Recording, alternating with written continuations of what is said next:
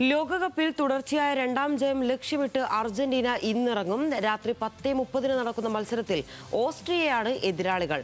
ഇന്ന് വിജയിച്ചാൽ അർജന്റീന നോക്കൌട്ടിലെത്തും.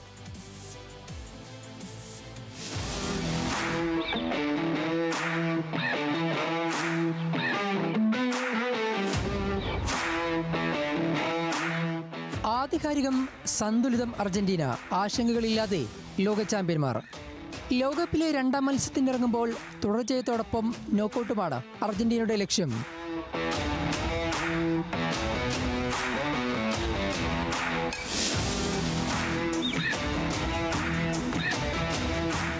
ഒത്തിണക്കമുള്ള താരങ്ങളോടൊപ്പം പരിശീലകൻ സ്കലോണിയുടെ തന്ത്രങ്ങളോട് ചേരുന്നതോടെ അർജന്റീന സുശക്തം.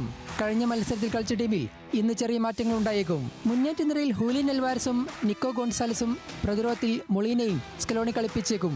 മധ്യനിരയിൽ ഡിപോൾ, മക്കലിസ്റ്റർ, ഇൻസോ ഫെർണാണ്ടസ് ത്രയം തന്നെ തുടരും. എങ്കിലും എല്ലാ കണ്ണുകളും സൂപ്രതാരം ലിയോണൽ മെസ്സിയിലേക്ക്. അൾജീരിയക്കെതിരെ ഹാട്രിക് അടിച്ച മെസ്സിയിൽ തന്നെയാണ് അർജന്റീനയുടെ പ്രതീക്ഷ.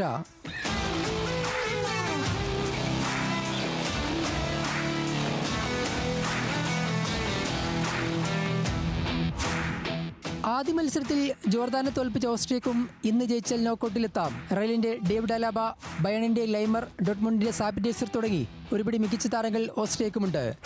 World cup desk, news Malayalam.